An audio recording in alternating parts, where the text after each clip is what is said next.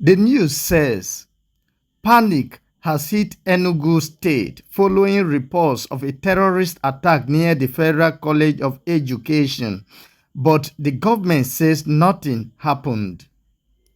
Who are the people reportedly involved in this incident? Eyewitnesses claiming an attack occurred. Suspected Fulani terrorists allegedly.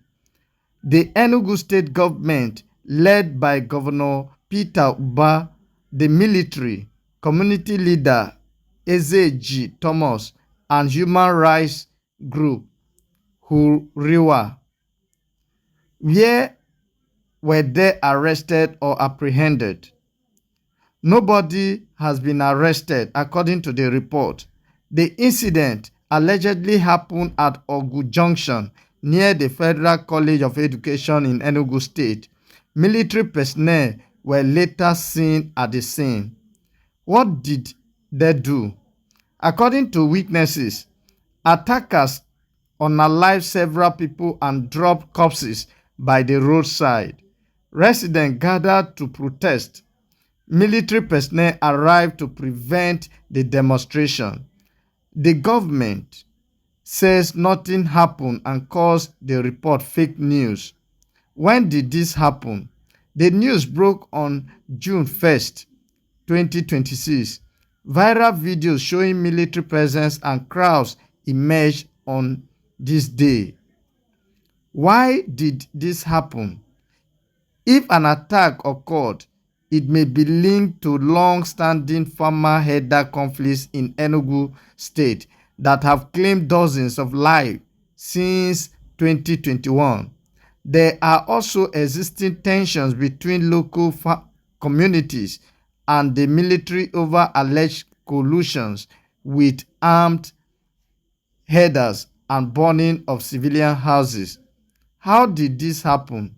Witnesses claim terrorists struck along the federal highway. Social media videos spread the news quickly. The government responded with a swift denial. The military intervened to stop a protest. Now the public does not know who to believe. 5 things you must know concerning this report. 1. The government and eyewitnesses are telling completely different stories. The Enugu State Commissioner for Information, Dr. Malaki Agbo, says the report is fake, baseless, and exists only in the imagination of those peddling it.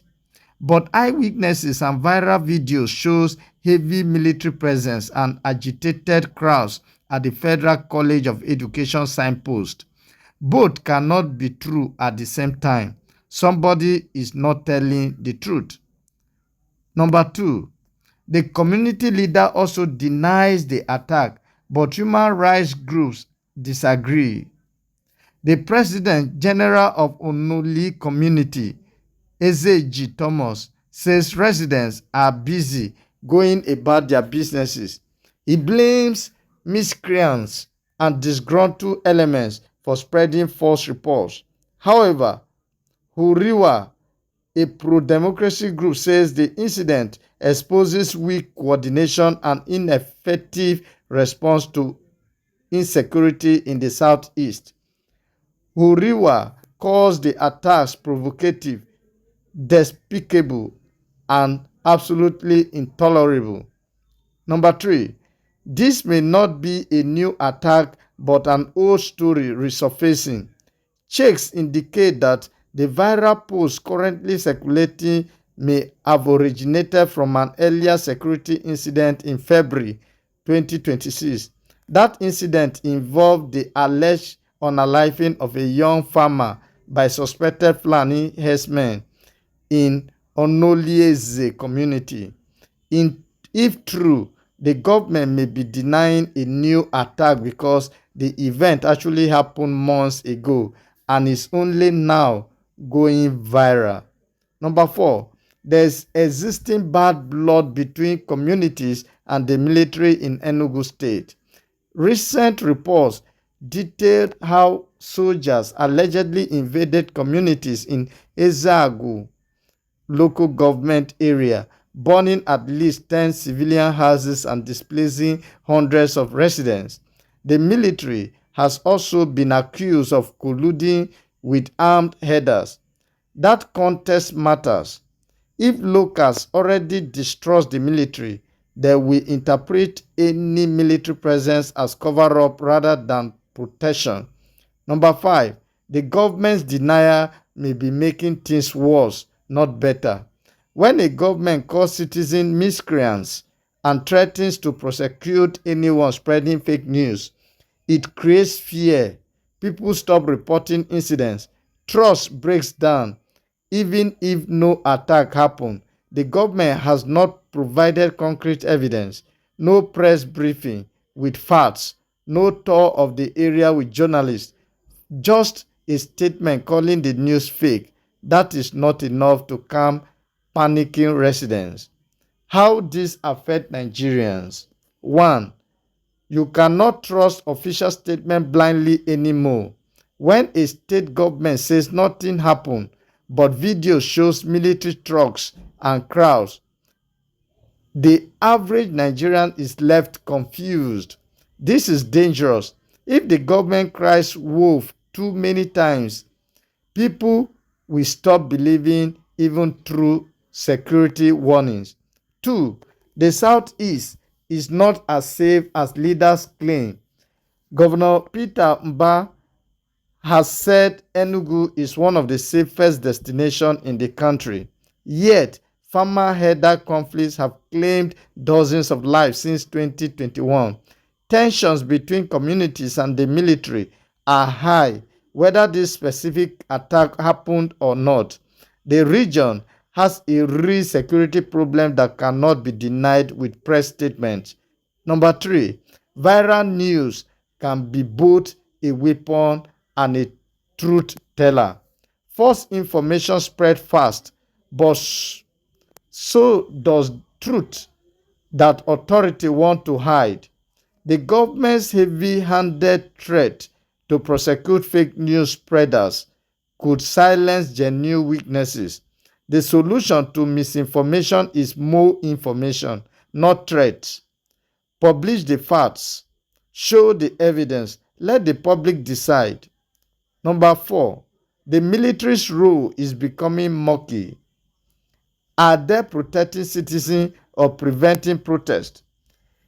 In this case, military personnel allegedly arrived to stop a demonstration.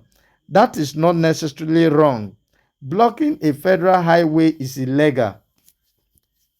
But when there are already accusations of soldiers colluding with herders and burning houses, every military action looks suspicious. My candid advice and recommendation to the Enugu state government: release a full, transparent briefing, show journalists the area, explain why the military was deployed if no attack occurred, address the February 2026 incident that may have resurfaced. Threats of prosecution will not calm people, evidence will do.